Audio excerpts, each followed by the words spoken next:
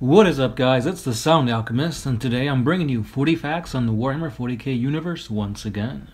Today is a special one because we will be covering a fan chapter, and this fan chapter is pretty awesome. It is called the Inquisitorial Guard, and it's pretty different from any other fan chapter that I've read so far. So without further ado, guys, let's dive into this fan lore.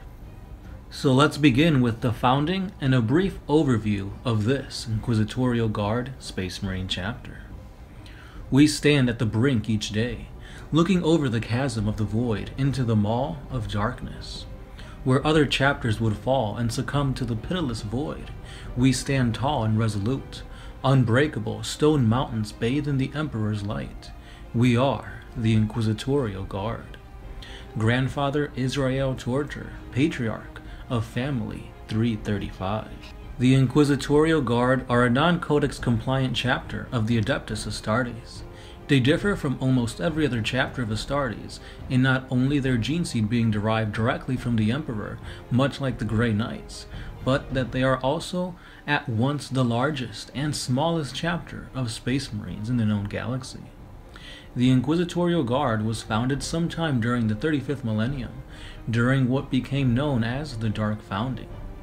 Due to the occult nature of this Dark Founding, the Inquisitorial censures of information regarding their founding is not known. Except one thing, and that is that their unusual genetic and psychic purity leads many to speculate that alongside the Grey Knights, they have derived pure genetic materials from the Emperor himself. Due to the nature of the Inquisitorial Guard's missions and structure of the chapter itself, it is very possible that this rumor may be true. The Inquisitorial Guard are a militant arm of the Holy Ordos of the Inquisition. Unlike the Grey Knights and the Death Watch, who are the militant arms of the Ordo Malleus and Ordo Xenos respectively, the Inquisitorial Guard do not differentiate whom they serve. Instead, they serve as watchmen and guardians of Inquisitorial research stations, armories, fortresses, and outposts. Indeed, whatever the Inquisition has deemed worthy of assimilation or ownership of, a detachment of Inquisitorial Guards will be located nearby. The chapter and structure. We are just few in number, a grain of sand upon the beach of the Imperium. And yet, we are just that, a beach of sand. Each granule, a family, and each family a family of fathers, sons, and grandsons. So though we are, our bonds are forged stronger than ceramite, and such shall shatter any who would challenge our righteous fury. Grandfather's introduction to the neophyte. The Inquisitorial Guard are unique from every other chapter of Astartes in that their recruitment methods and company structure is very different. Each company is composed of 21 battle brothers, though the word company is exchanged in favor for family. Each family is composed of one patriarch or grandfather, as the other Space Marines call him. The grandfather is equivalent in rank to a Space Marine company commander. The grandfather's direct subordinates are his 10 sons, who are referred to as fathers. Each father is equivalent in rank to a Space Marine sergeant, and each father is in turn in command of one son, and each son is equivalent to that of a Space Marine neophyte. The term family, as well as grandfather, father, and son, date all the way back to the chapter's founding, though little to no information on the subject can be found. What is rumored, however, is that during the first family's creation, the grandfather, upon his inception as patriarch, spoke to his subordinates and neophytes, calling them sons and grandsons.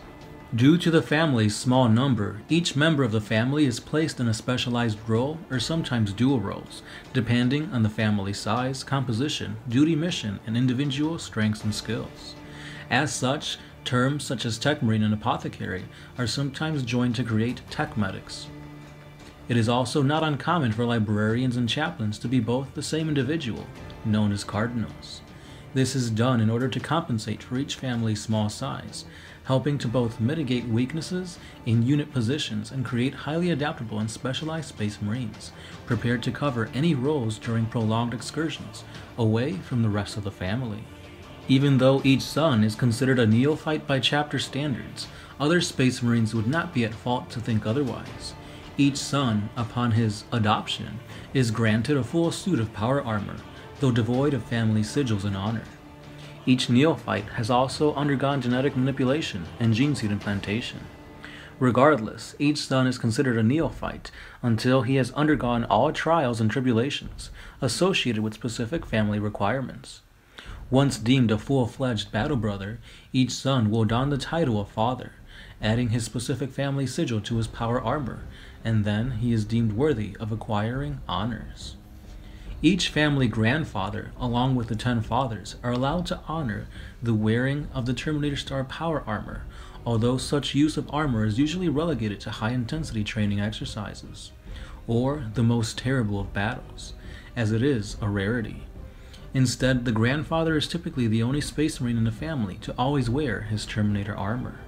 The Inquisitorial Guard does not use the traditional squad that other Astartes chapters use. Instead, based on mission parameters and family strength, 1 or 2 fathers and their neophyte sons will venture forth from the family hearth and execute the Inquisition's will. It is a rare and unheard of occurrence where an entire family will fight in the same battlefield, save for the most apocalyptic of missions and fights. Recruitment and training. You are but an applicant, no better or different than the hundreds that surround you. You must prove your worth and potential to become a son of the Guard, and even then you may be found wanting. I may be found wanting. So you will not fail. You will survive. You will succeed. You will ascend. Or you will die trying. Neophyte Janiel, Family 628, speaking to his group of applicants on Aranic 4. The Inquisitorial Guard has a unique recruitment method, more so than any other Space Marine chapter. Instead of having an entire company dedicated to the recruitment, training, and selection of neophytes, each father personally selects his son during the recruitment process, partially due to a secretive and somewhat claustrophobic nature of their missions and hearths, but also to select only the best possible neophyte in their small and tight-knit unit. While each family has its own specific trials and tribulations that each neophyte must overcome to become a full-fledged battle brother, there are few requirements that are mandatory throughout the entirety of the chapter. Once a son has served as a neophyte for 50 years and passed all other requirements and trials, he has reached one of the last steps of becoming a battle brother. His next and arguably hardest task is to go to the nearest populated planet or station and live amongst the common people of the Imperium for 5 years. While doing so, he is forbidden from taking his power armor and weapons with him, instead relying on his own intuition and capabilities for survival, although he is given an Inquisitorial rosette to use as he sees fit. During his time, his task is to find an apprentice and become the next neophyte for his family. This is known as the Long Trial. One requirement for a potential applicant is to have a fairly decent psychic ability. While not on the level of Grey Knights, all members of the Inquisitorial Guard are potent psychers, though varying in ability.